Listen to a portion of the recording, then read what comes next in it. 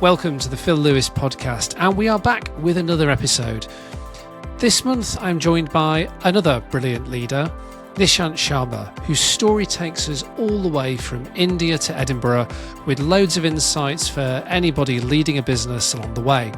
In the second half, I'm joined by the founder of the aptly named Brilliant Leaders, Jane Bruce, and we have an interesting conversation that takes us into all sorts of territory around what it means to lead and run a business well. But for now, here is my conversation with Nishant.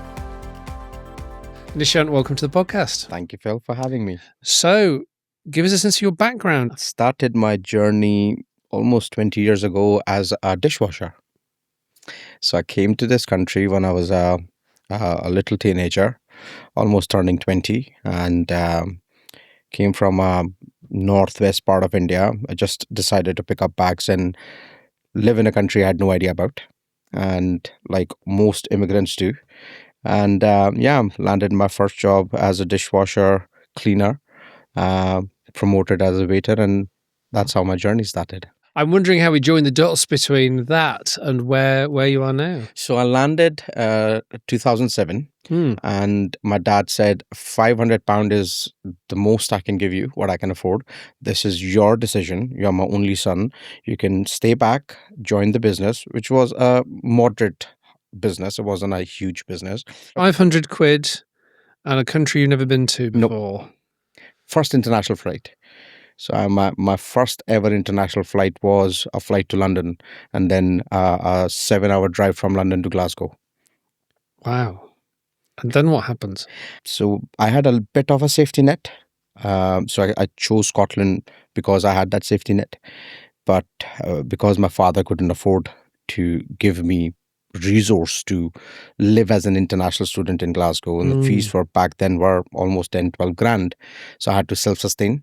So yeah, I landed day one. I started my journey deloading containers for my uncle, who would pay me 30 quid a day for a 7-hour shift.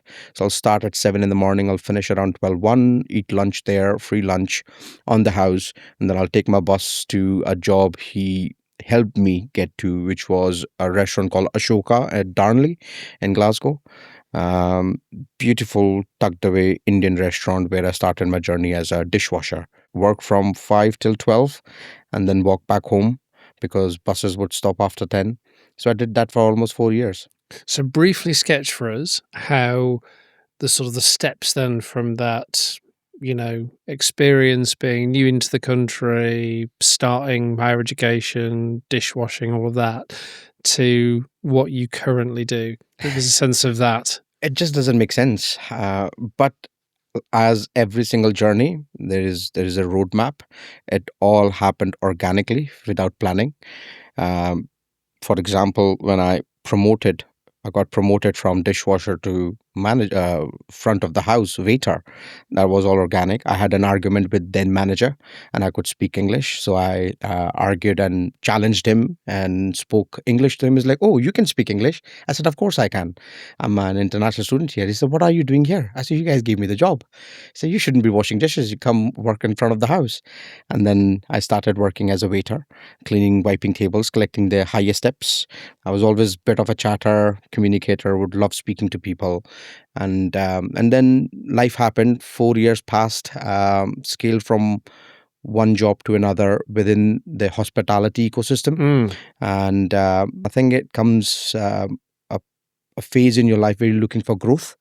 And I wanted to do a job which gave me the opportunity to wear trousers and shirt. That was my motivation. So I didn't want it to wear my black shirt and trousers and that waiting waistcoat and then pick up plates. And I found myself job in Sheila's Wheels, selling insurance to women who have just come out of a really bad relationship and now they have to find their way into insuring their own car. It was a really sad job. I did that selling. I remember those ads, Yeah. I mean, everybody remembers those ads. They were, terrific. It was a very interesting office in Glasgow. It was all pink and red. It was nice. And there we were with our headsets on and selling insurance, monetizing on people's pain. And that happened, did that for a little while. And then banking was happening because my partner then, girlfriend then, was in banking. And I was like, what is that you do? And how can I get into what you're doing? And she showed me the way. She showed me how to create a CV. I never knew something called CV existed. And she helped me create a CV. She found me a job into a back office in Aegon in Edinburgh and started working in pensions. And then again, I always had this curiosity.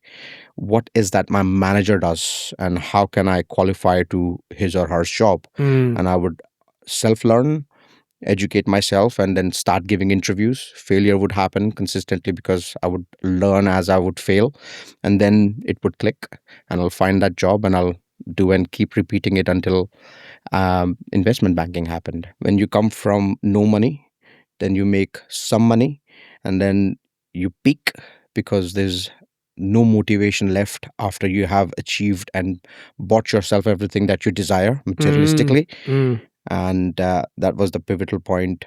I was going through, I was side hustling a lot. I was doing few random businesses while retaining my job, self-funded through my, the money I was making through my jobs. I would failed for 3-4 businesses, and then my grandmother passed away. And that was the pivotal shift that happened in my life. I went to India for 15 days for her funeral. I was exposed to cremation in the family. No idea how it worked. And I think something switched in that moment, looking at her body being burnt. Something shifted. Almost I felt birth happens, which we have no control over, and then death happens, which we have no control over, and between both ends there is life that we can somewhat control. It's just in and of itself, it's an incredible story. Arriving with 500 quid, clearing crates for your uncle, and then you end up in investment banking. And but what comes through to me, and it's quite a theme actually on this podcast as we do the different episodes, is just the incredible levels of drive that there must have been to kind of power that. Because you listen to stories like this, I don't know if this is true for you, but you'll tell me, I'm sure. You listen to stories like this and you go, well, behind every, oh yes, and then I moved into that industry, or then I got that promotion, or whatever it is, there's always been a vast amount of effort and industry, particularly, if I can say this, for people who haven't come from a social economic background where a lot of this stuff just gets, if not quite handed to them, there are certain doors that are opened by virtue of birth or socioeconomic circumstance or whatever else. So I get this sense of tremendous drive. And then it sounds like you have this moment of like the needle on the record scratching when your grandmother passes away.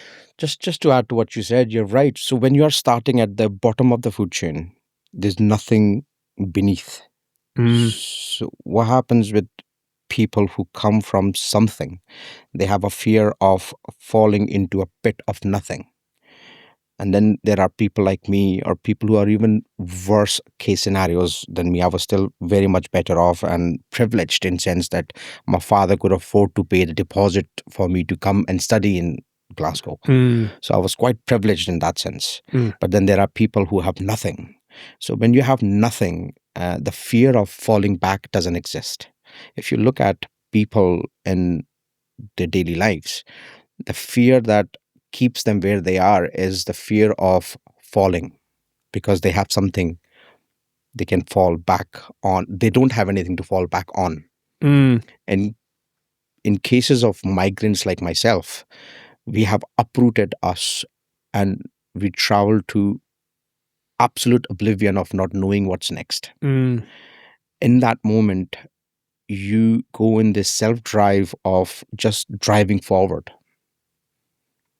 Because you don't know what's behind, because what you have left is the worst case scenario, and wherever you're going is a little better than what it was. Mm. That forces you forward, is what I believe. Mm. It's an experience I've had. So going back to my grandmother's funeral, it's almost happened in the same way. Because my grandmother raised me, my mom was postnatal after my birth because she was just an 18-year-old girl when she got married. That's a different story.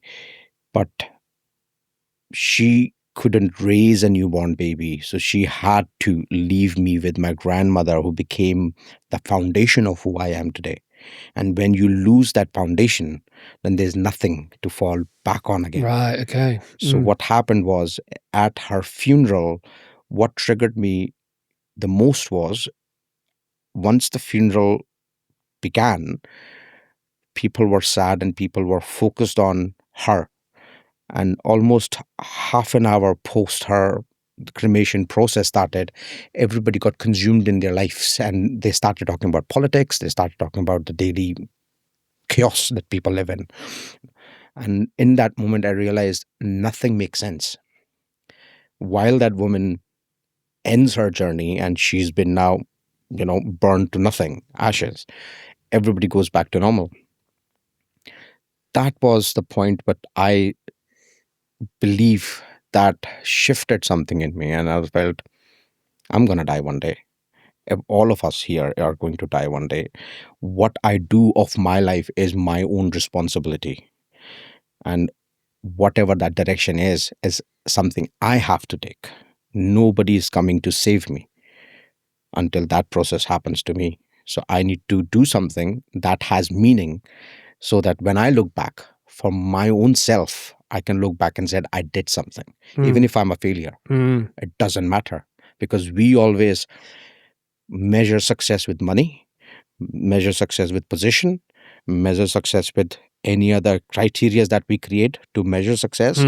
When you take that piece out and you say, I just want to do what I want to do, then the measurement doesn't happen. Then you're just driving. And we all have to do something to live. It's just we can't sit back and, live on social credit. So two things strike me. One is, you're sitting there in that incredibly difficult moment of your grandmother's cremation and trying to presumably engage with that and focus on what that means for you. And actually, as you say, everyone's gone on with their lives, which is an interesting metaphor about the kind of indifference of the world in some sense. And people around you were clearly not indifferent to your grandmother, but this is how the world is, people move on. But also that thing of, I too am going to die, and therefore this has better count. How does this change you, this experience? So I got back onto the plane and I was detached, and I was thinking about the story, to not think about my grandmother, of my great grandfather, and how he left his family, came to a small town called Assam, which is the tea capital of India, and how he started working for an English lord at his tea estate, and where he meets a Scottish officer who teaches him how to distill spirits, and they illegally sell alcohol to the common man to make some extra buck, as they were doing their day jobs. The Scotsman would sneak single malt whiskey under his quota to my great grandfather's backyard. They will blend it, they will sell it, and they made some money. And when India and UK had their divorce, he ended up buying the tea estate from his boss, that he ventured into tea and distribution and lots of other businesses. So he was the successful entrepreneur in the family, who almost laid the stone of the fruits my grandfather and my father enjoyed until, throughout their life. So they were a product of a rich father, so they were not as ambitious as my great grandfather. But comes to my generation, there is no wealth left. So I start from zero. One generation earns, two generation depletes. The third generation has to pick up the shovel again to start digging. And almost I could see that happening, because my dad never had the resources he could give me to build a life like his father did for him, and so his father to his father. So that was a point of reference for me, that okay, I can either cry about it, that while I'm born in this family, that they had the resources and they are still enjoying the fruits of what the great grandfather left, or I can pick up the shovel and start digging, building upon the story he left.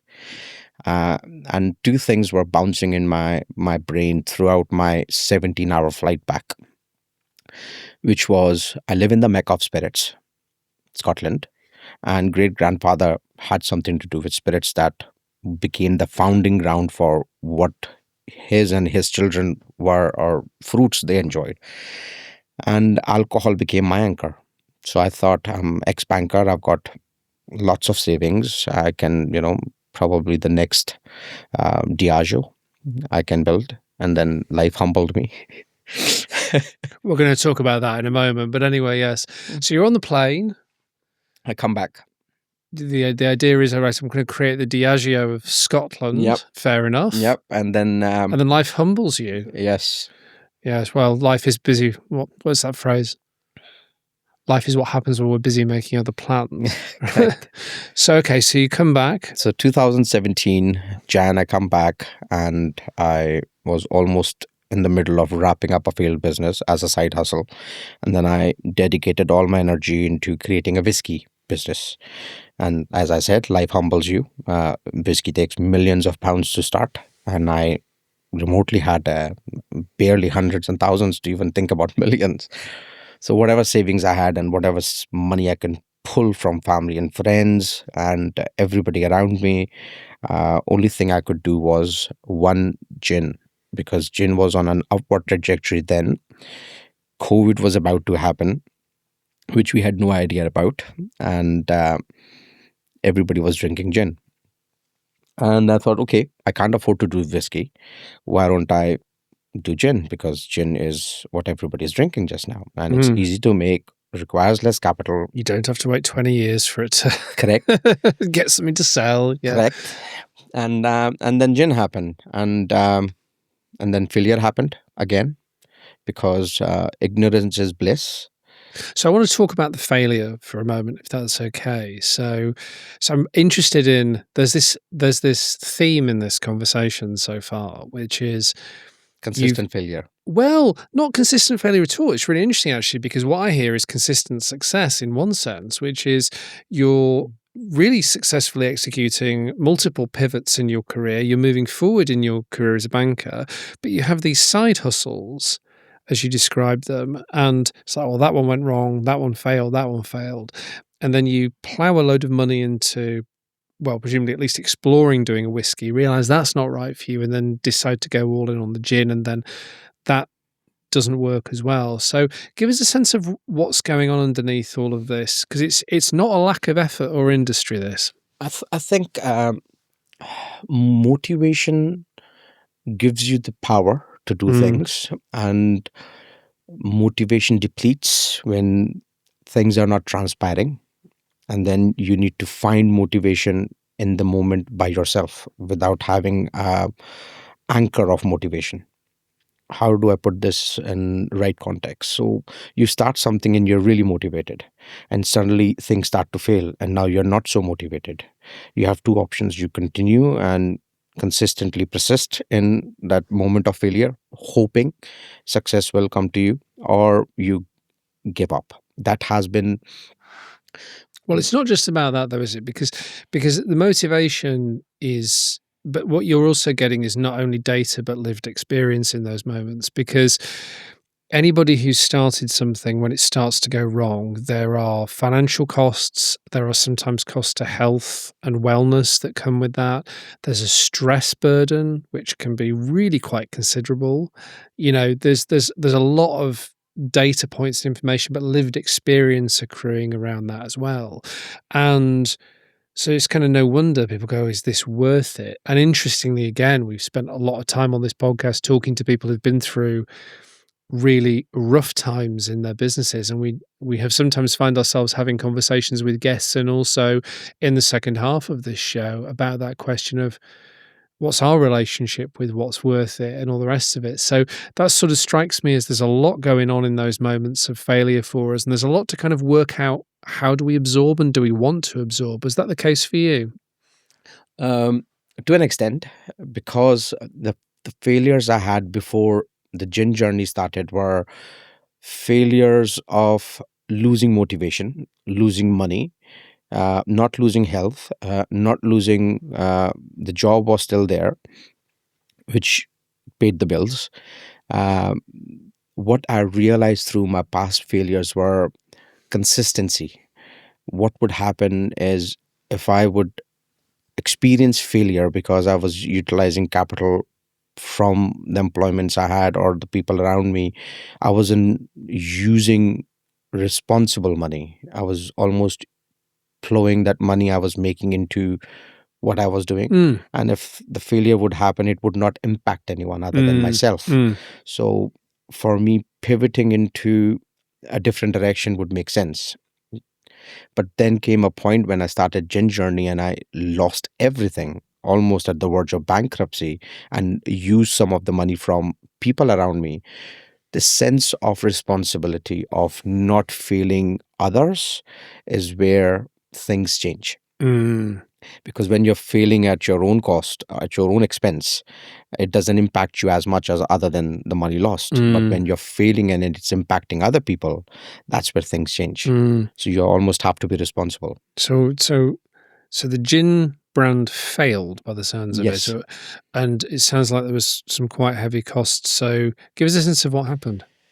So I started the gin journey, poured in every single money I had, maxed out every single credit card, took overdrafts, took startup loans, and That was a busy Friday then. it was very with no idea how to sell it.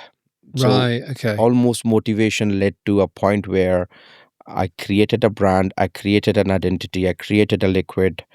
Now, what should I do with it? And it's all marketing, this world, isn't it? Really, in a lot of senses. I mean, you've got to have the product there, but there's a lot of branding now. So anyway, sorry. I'd spend that money on branding. So I almost burnt 100 grand on branding. Wowzers.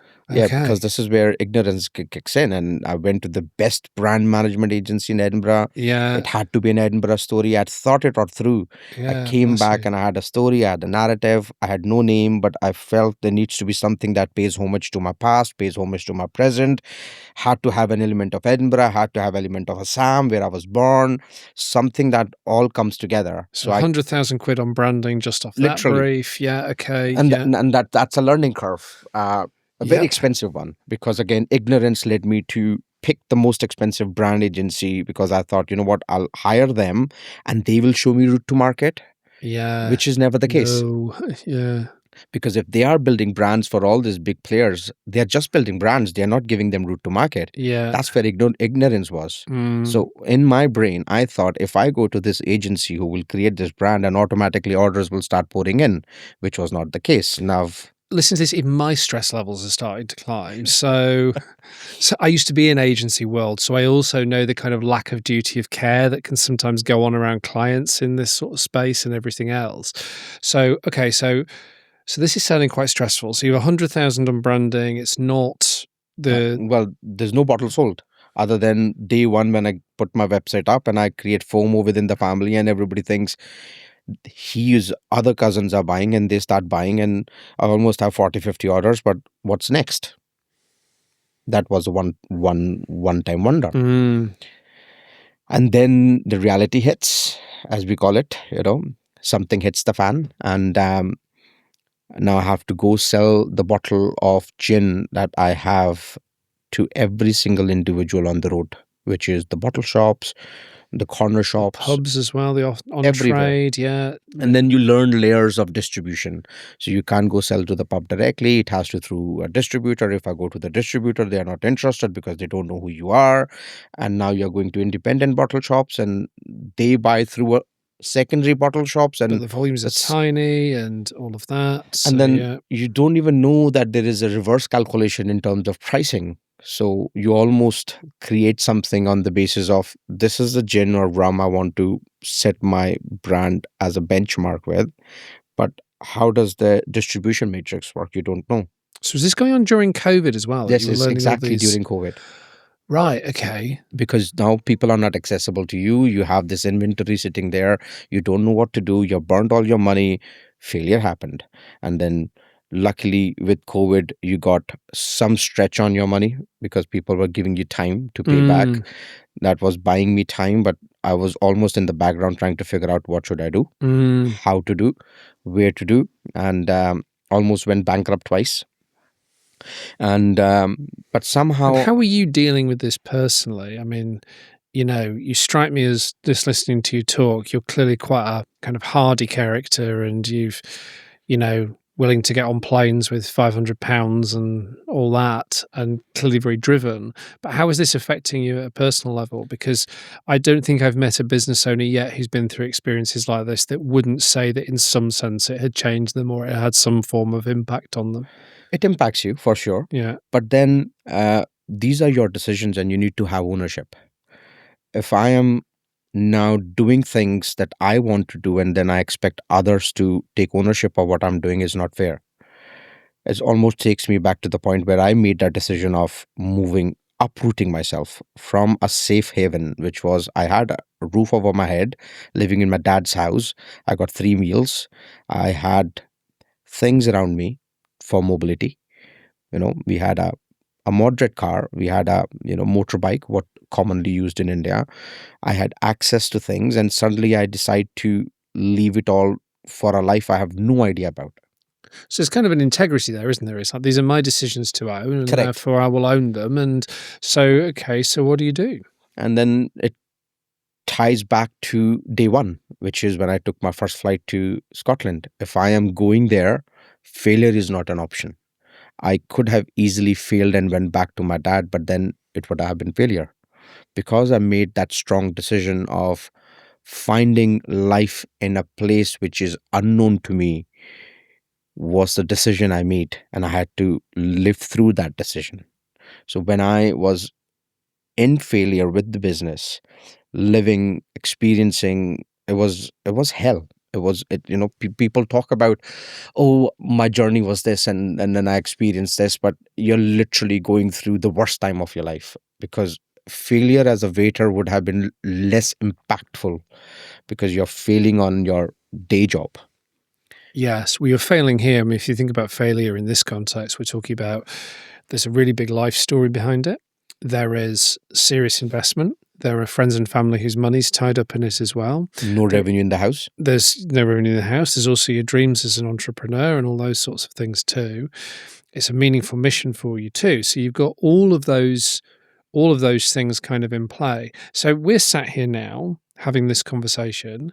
And the reason we're sat here now having this conversation is because the thing didn't fail and has gone on and started to become really quite successful. So what led to the turnaround? So I have this friend who uses this really fancy word called tenacity. And I never knew what tenacity meant until I Googled it. Good name for a gym brand. Anyway, sorry, carry on. So tenacity happened almost to a point you fail so much that failure doesn't impact you. I think it's like a jug of water. You're only scared of spillage until it spills, and then you go. You kind of get so wet. I mean, that's the other thing as well, isn't it? But you don't care. Yeah. Literally don't care. Like it literally rains almost every single day in Scotland. You can't be worried about getting wet and not going out. You find a way to go from A to B because you'll find a way because you learn to live. Like if you go to India, it's so hot just now. If you live there, you'll find a way. It's a chaotic mess there, but somehow the economy works. Somehow the people live. Somehow things are working and functioning. And then in my life, I'm literally a speck in this whole universe nobody knows about, and I'm worried about failure as financial failure. Now I have a young child in the house, a newborn baby just born a couple of months before my grandmother passed away, and then I come back from India and abruptly make the decision of leaving a well-paid job, creating that financial uncertainty in the house, almost living on my partner's income because now she's become the sole bread earner of the family. And then I've poured in every single penny I've ever owned, plus borrowed money from people into something which has failed. Now I owe it to my partner, I owe it to my investors, and I owe it to myself. So there is no going back. Only way through is forward. So that is almost... That's the echo of your story. Your story, you say about if you come from nothing, nothing to fall back on, so you just move forward. It's that mindset applied, isn't it, in that sense? Yep. So in my mind, I thought I have 100 bottles of gin as stock sitting there, which means there is a way I can sell that and I can make enough money to make another Monday. So it was all about just living another Monday. those Monday turns into weeks and then months and then years, and then slowly somehow things started to fall in place. I wouldn't say I'm still successful. I've just started my journey. Yes, it's media and noise, and some sizable people have joined the business, and that's given me enough traction, and I have a couple of markets. As a business, I'm not quite there yet, and I don't think any business is ever. Even if you take $1 billion exit, you're still not quite there yet. Oh, completely. But I mean, I love that idea about, okay, to next Monday. You know, I remember years ago going to a show, and the music, the band that were on, guy introduced a song by saying, "We can't win them all, but we can win this one." And I think that's a pretty good philosophy for life sometimes. We can't win them all, but we win this one.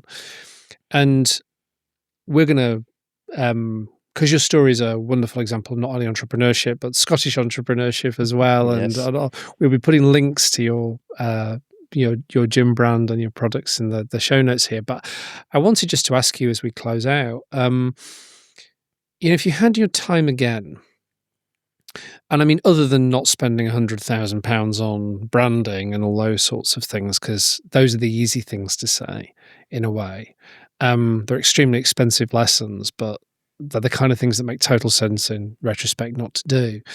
More in terms of how you managed yourself, I guess, or how you went about doing what you're doing from an entrepreneurial approach and perspective.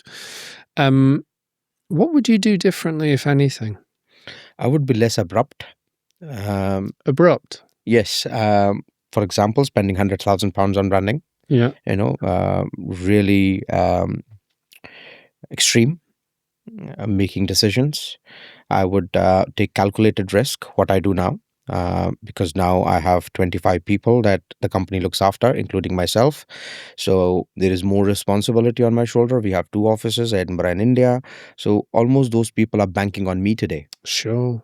So for me, making decision is not a one man's decision. It's a collective decision. So I have sounding boards. I have people who are far more intelligent and intellectual than me, and I almost take everybody's views, and I make a more sensible decisions. This is what has changed. When I was a one man bandwagon, I was almost addressing to myself. I had no we didn't had a structure, that a hierarchy system where I would have advisors and I would have shareholder meetings. It was because money borrowed from family and friends. Now we have a structure in place. We have regular shareholder meetings, and we do things that a company does that almost creates echo, where I can somewhat listen to what people are saying, what is their point of view, and then I process more. I'm more calm, because when you have all those beans and you're full of passion, I think passion without analysis is an energy wasted.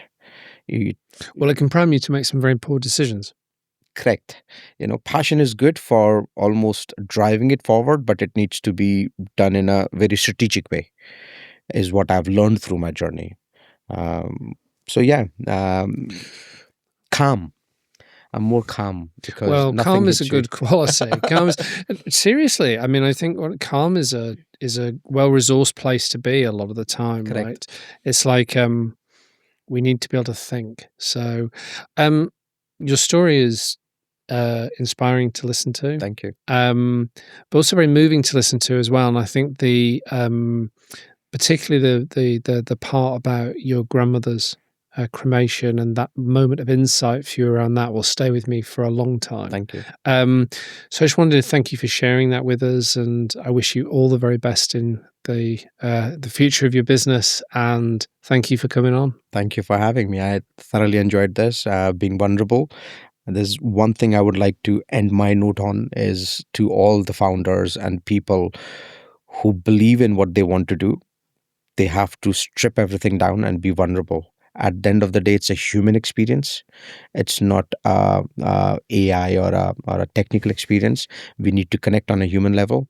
We guard ourselves from all these things, and what I did all my life. And now I feel the more I share, people connect, and that's what is creating success on a business term for us, because now our story is more authentic. People want to lean into those authentic stories, and they want to feel I resonate with where he's coming from, and that creates a support system. I are spot on. And I will say this, that running any business, I think, is a wonderful way of being brought up very close on a daily basis with your weaknesses and your blind spots and your vulnerabilities. True. So I think that's really good advice to end on. Thank you, Nishant. Thank you, Phil.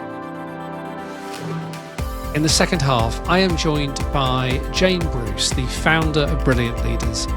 As always, in the second half, I invited Jane to examine some of the broader leadership lessons from the conversation that we had with Nishant. And I hope the next 20-25 minutes will be as instructive for you as it was for me. Here's my conversation with Jane. Jane, welcome to the podcast. Hi, Phil. How's it going? Very well, thank you. So that was an interesting old conversation with Nishant, I felt. And there's a couple of threads I'm quite keen to pick up with you. I mean, I don't know how you felt about it, but I was really struck by that thread of the conversation about having nothing to fall back on. Yeah. And actually in life, that sort of sense of constant striving, constant feeling that kind of need to move forward, and both the benefit that comes from that, but the toll that comes from it. I don't know if you were struck by that as well. I think probably more than anything, this sense of drive that he has and that many folk have when they're a developing business involved in that entrepreneurial life. So like these ebbs and flows of it. But yeah, always that forward momentum, like that strong forward momentum. The pattern point's really interesting, isn't it? I wonder about the extent to which that past, if you know, that sort of need to leave, you leave with nothing, you start off on your journey, and in different ways, those of us who are very driven in our lives, I think, have something equivalent kind of going on. And then actually you do make it, you do get some sort of achievements to your name, and yet the pattern repeats, the continually falling back on. I mean, I recognize that in my own life, for example, that no matter how much I get done professionally, I always feel at some level, I think emotionally, like I've still got somewhere left to go. I've still got something left to prove. The habit still remains, which is work incredibly hard, keep working incredibly hard, keep showing up. And it is a pattern. And I wonder how well it serves actually a lot of the time. Certainly, I wonder how well it serves me, you know. Yeah, definitely. I mean, I think many of the people that I work with, I think, and myself absolutely is included, have that strong motor, almost internal motor that just ticks over and pretty speedily. They get a lot out of that. So there's a real benefit, and they bring a lot to others through that internal drive and that constant momentum, if you like. And I think part of the skill comes over time of harnessing that energy and that momentum. So how much we can, you know, rather than let the ball just run down the hill, like how much we can take a bit more control. And I think that came from the conversation that, you know, move to more of a sense of calm and, yeah, a little bit more of control of that drive and energy. It's like that old saying about technology, isn't it? It's a, what is it? It's a brilliant servant and a terrible master. That actually our drive is like any other innate attribute, perhaps. It's like our intelligence or our mind being another one of them, right? Really, really good servant, terrible master. You know, you listen to someone like a Nishant talk about this. I did anyway, and I was like hugely respectful. And I've got to say as well, by the way, the sort of level of risk taking and all the rest of it that comes through in that story, that willingness to get on a plane with 500 quid and see where life takes you in that way. I think there's something about that which is really interesting about attitudes to risk and the gambles we take in our lives and what our relationship with that actually is as well. But it's like, ultimately, are we in a space of that runs us or we run it? And I think you're right. Over time, the journey has to become that we run it, not the other way around, you know? Yeah, definitely. And I think for many people, having more consciousness around it often happens at a point where something goes wrong or really close to going badly wrong. So there's some kind of crisis, almost like a sort of existential crisis for ourselves or our business sometimes. And that leads us to look at it a little bit harder. So that, that came across in what he had to say, but I think is really common with many folk involved in like leading a business or an organization is, there's a moment of reckoning often, which leads to greater consciousness and perhaps more ability to, just focus that energy and that momentum with a bit more skill and awareness.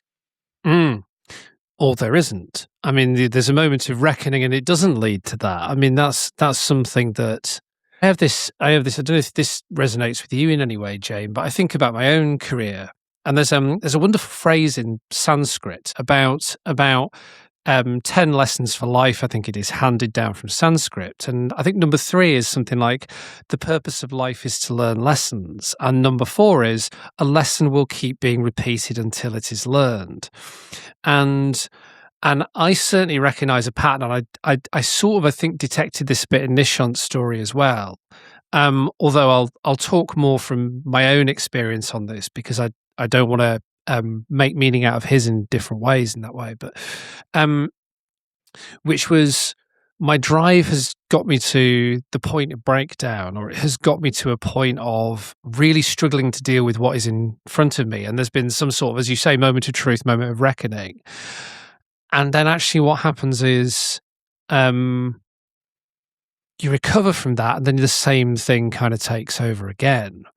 And there's a brilliant sort of mixing examples here, from going from Sanskrit to TV drama, but there's a brilliant drama called The Shield, which was out in about the noughties or early 2010s, I forget. And you go through all these episodes of this corrupt cop, and you get right to the end of the show, and what becomes very clear in the very last scene of the show, spoiler if you've not seen it. So, I have not seen it. Skip forward 30 seconds. Is he's learned nothing from everything he went through in the previous 8 seasons. All the brutality, all the lessons that life delivered on him, he's learned nothing. So I think it's really interesting, that point around, do we actually extract the lessons, or are they just going to keep being repeated? And I recognize that repetition, I think, in my own life to a certain extent.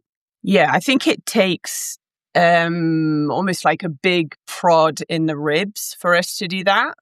Yeah, it's what I sometimes call, like that brutal truth moment. The brutal truth is staring you in the face of, either your own approach not working or the numbers not stacking up, and we're forced to really look at it. And that can help. But as you say, it can just lead to a doubling down of, I'll just keep going with even more relentlessness. But what tends to really help is, I think, pausing, slowing, calming. And the other thing is other folk, like other people being part of the picture. I think his story reflected that. Once other people were part of the picture, it made him more considered in the risks he took. And there was something really beautiful in how that helped shape his approach going forward. And so when we're responsible for others, and I've certainly been in that position, responsible for their livelihoods, that can cause a big shift in us. It can also amplify like the weight of it all, for sure. I'm sure. Yeah. One of the things that I found really interesting about listening to his story was, I think it's quite rare in a way to hear a leader talk in quite moral terms. I felt like he was talking in quite moral and ethical terms around that question, particularly of responsibility. And you're right. I mean, I felt that sense of weight, but it didn't feel like a sort of burden of a weight. It felt like a very healthy kind of a weight. It was that sense of, I am now doing what I need to do and showing up in the way that I need to show up as a leader. And I was really interested, as I say, by the sort of morality of that, because I think a lot of the time certainly in conversations I'm in, we're having discussions around growth, for example, or we're having discussions around fixing problems that are occurring, or they can be interpersonal problems, they can be commercial problems, whatever else. But actually, someone who, as Nishant did, I think, in that conversation, lifts it up to a moral level and actually sort of goes, well, no, there are actual obligations that come with leadership that need to be acknowledged, that are moral obligations, of which responsibility is one. I thought it was quite refreshing, because I don't know about you, but I don't think we spend anywhere near enough time thinking about the kind of morality and the moral burdens of leadership. Certainly not in the kind of worlds that I move in. Anyway, I don't know about your own. Well, I suppose for myself, that is very much the world that I navigate with leaders. So they generally work within social purpose organizations involved in social action. And so I think that's a huge part of the picture. So there's a really high level of consciousness of, what is right for the organization, what is right for the people within it, what is the difference that we're making. That's almost the bigger conversation than what's the business model, what's the income, the more the financial picture. So I think for those types of leaders, it's very front of mind.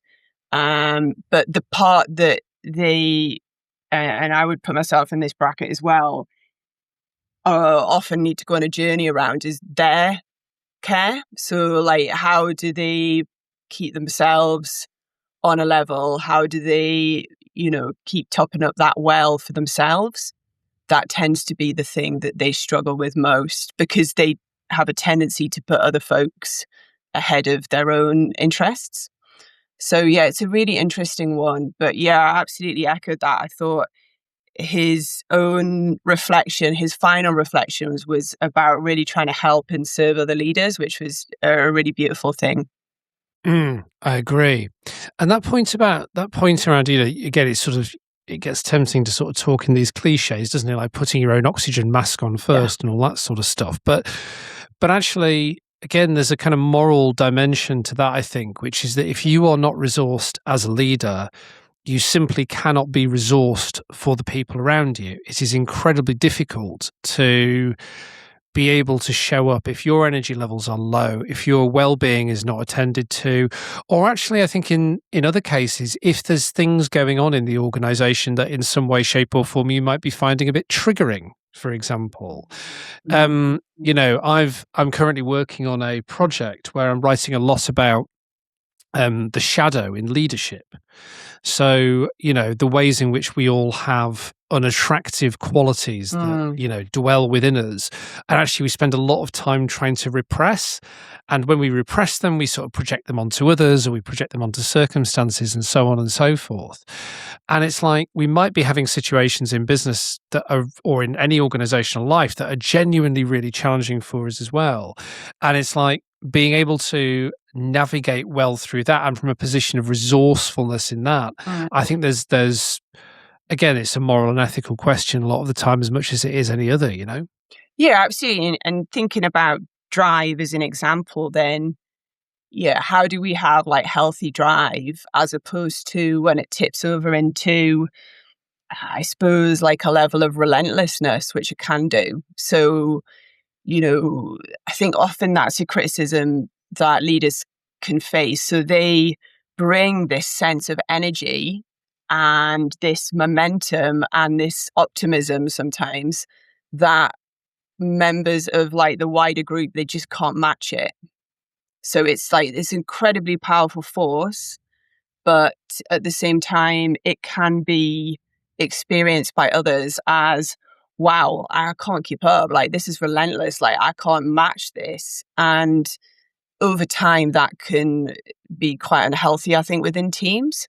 So how do we create cultures where there's a level of healthy thriving, if you know what I mean? Healthy growth, healthy thriving. And I think that has to be modeled by the leader. So if they just plow on and go at 1,000 miles an hour, even if they say to other people, well, you look after yourselves, you take time. If they never do that themselves, it just doesn't wash. No, I think that's absolutely right. I mean, we have this sort of myth of high performance, don't we, in organizations? And I don't think it's helped by, like, again, this may be more my world than yours, but I think it's there in the narrative generally, which is like Silicon Valley business culture. Have you come across this thing, work 996, 9 a.m. to 9 p.m., 6 days a week? It's all part of this idea of the grind set and the idea that high performance is just about relentless, always on, always on. And it's like, you can't think of anything which is less suited to how the human being actually is. I mean, we are creatures who need to sleep for 6 or 8 hours a night. We operate in the world in seasons, here we are recording this podcast I'm in Scotland and it still feels like the depths of winter, even though spring is supposed to be on the way, we are people who need time to rest, to recover. We need to go on holiday, all that sort of thing. It's the chicken and egg thing. Like, a lot of leaders will over-index on drive because that's kind of how they're wired, life circumstances. You have the nature-nurture discussion, but they end up at the height of organizations. And then, as you say, other people kind of can't keep up. And I think what leaders miss in that situation is two things. One is what you're talking about, which is actually, it's a great recipe for burnout. But the other thing is actually people's brains work in lots of different ways. And actually, people who move incredibly quick, are very high energy, and actually manifest a lot in the world around them might not always be, for example, the best thinkers or the best decision makers. That sometimes the people who go at slightly slower speeds can actually be way more productive in different dimensions for their organizations than people that go at much faster ones. And a lot of the time that's not accounted for. So you see organizations get, they're way better with extroverts than introverts a lot of the time. Like, organizational life is not always the friend of the introvert, is it? For exactly that reason. So what I hear in what you're saying is it's about self-understanding with leaders, but it's also about conscious accommodation of the people around them and understanding that their own behavioral modes and their behavioral tics are not necessarily the things you'd actually want to replicate across the wider group, Yeah, absolutely. And I think it's also about that. I don't know whether it's necessarily like atypical leadership or more like the leadership that's emerging. So thinking about, these dominant norms from, in my head, it's the past, but of course they're still everywhere of, flog yourself, be strong, be out there the whole time, be constantly hustling. I think that lends itself to a very particular type of person, and it's not open to many folks. So, as a woman who's led organizations, that was absolutely not open to me as a way of operating. I have 2 kids and I had maternity leave. I took time with my kids. So, it's just not an option. So how can we build leadership where we honor different parts of our lives, and yet we still manage to build businesses, make a difference in the world? It's absolutely possible, but we have to make up our own rules and be prepared to hold different boundaries. And I think there's more and more folk that are operating that way, but it's definitely the leadership that's emerging as opposed to what's dominant. And I suppose I talk a lot with people around the benefit of, I suppose those slow activities, the walk where you're not listening to a podcast. We were doing a podcast, but the walk where you're not listening to a podcast and you're just integrating your thoughts, because it will produce better thinking and better ideas. But if we never stop, we don't actually ever really think that well. So, where is the time to slow down, to think, and to generate awesome new thinking? That's a crucial part of leadership. Do listen to this podcast, though. Oh yeah, do listen to this. I just want to. There's got to be exceptions that prove the rule. Your point's really well made, though. I mean, years ago, I had a coach he was a brilliant coach, lovely man as well, and I was talking to him about the number of business books that I was consuming at the time, because I was this kind of voracious reader and I was sort of trying to get through like one a week. And he just said to me, "Why don't you try reading the same book for a year?" And I did. And I picked a book and I read it for a year. And I read it actually probably about 6, 7 or 8 times over the course of that year. And every time I read it, I got something else from it. And actually, it ended up being a far more rewarding experience to read that one thing in depth than it actually did to read the dozen or 2 dozen that I'd read in the previous 12 months. What did you make, Jane, of there was a really moving part of Nishant's story, which sat with me for a while actually after the recording, about attending his grandmother's funeral. Yeah. And it feels like this real rite of passage and this moment of reckoning in a different way. And I don't know whether this resonates with you at all, but I tell you what I found my relationship to that was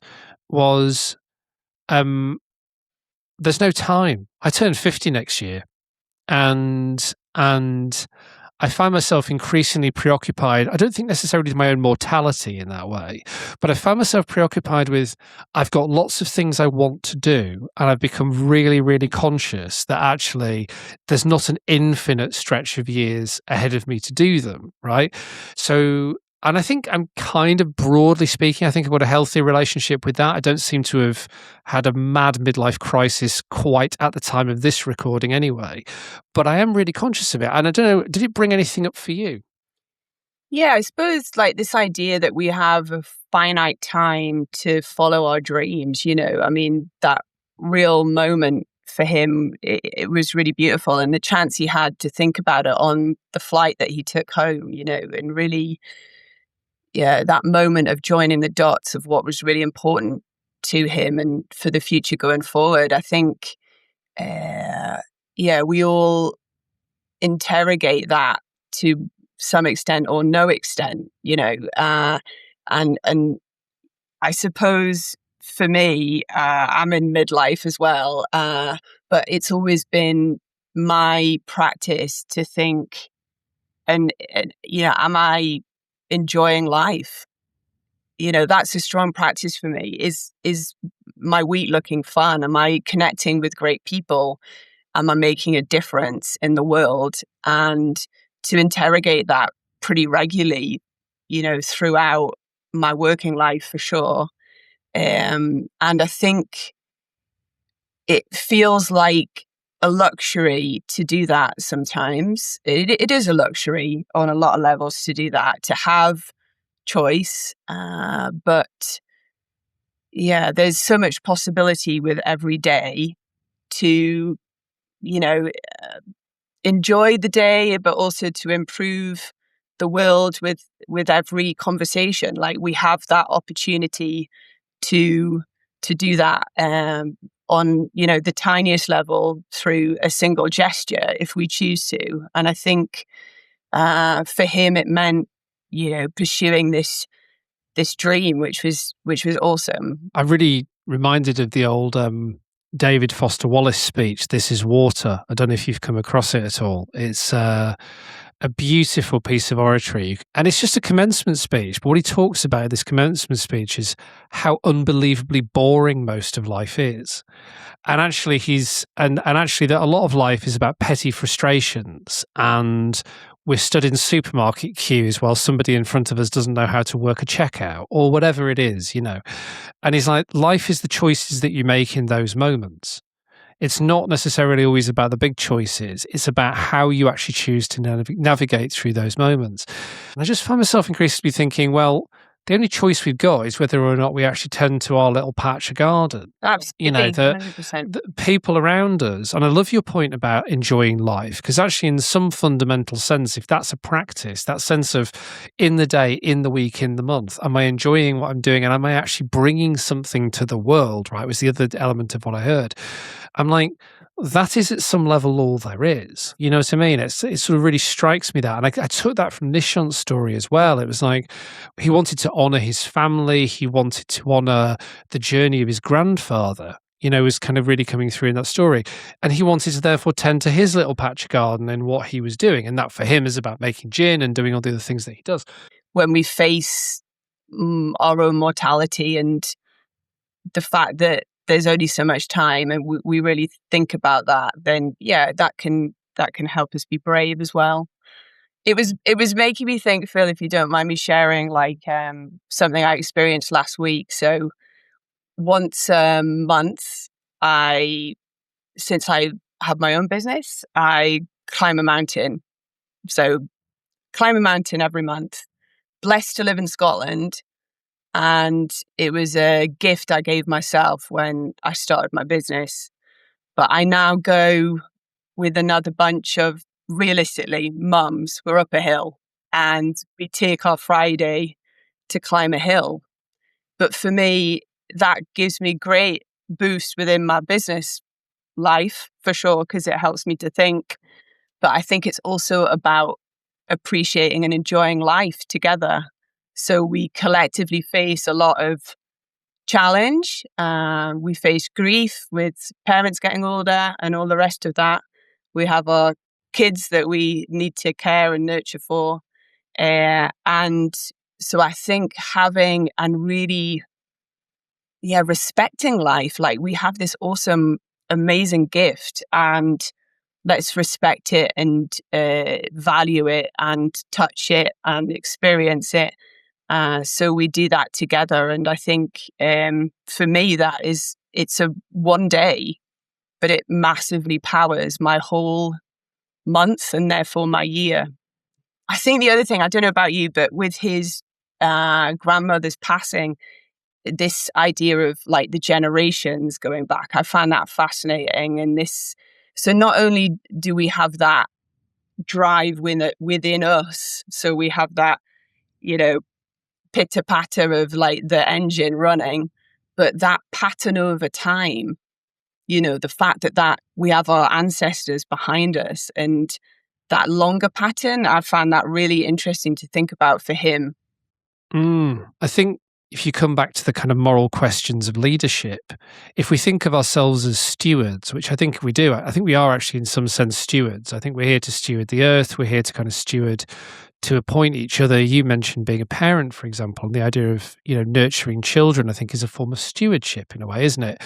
And it's like, well, what actually is it that we want to do with that stewardship? And questions of leadership, I think, need to be not just about growth in that kind of capitalist P&L driven sense, but growth in a more holistic sense, which is to say, actually, what is it we want to grow in the people around us? What is it that we want to nurture in the people around us? What is it we want to nurture in the world around us? And organizations can be a conduit for that, I believe.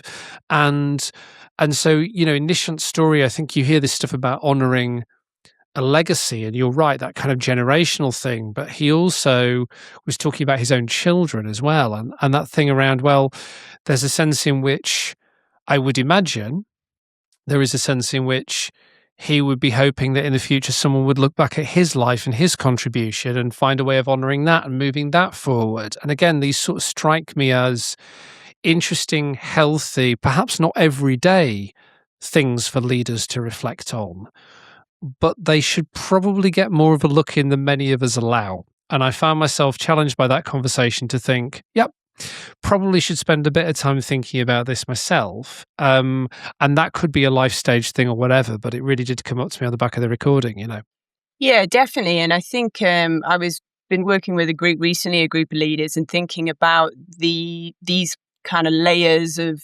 impact. So, you have your one-to-one relationship with different people, whether that's within your team or with your board or partners, but then it can radiate outwards to, the community where you operate, and then wider world, the ecology even. So we all have that potential to have that knock-on effect and ripple effect. And I really do think that can start with the single gesture, the single conversation, which can, radiate outwards, both in the moment, but also, like you say, in the longer term. So if we foster that belief in others and we develop their ability to be awesome, like that can really last a long time. Listening to you talk, I really find myself thinking about slow running, the idea of slow running. which is to say, ultimately, sometimes the best way of getting to where we want to go is not to kind of like pound it as if we were constantly in sprint mode, but actually we can go a bit slower and therefore get actually a bit fitter and healthier and actually go a lot further over the fullness of time.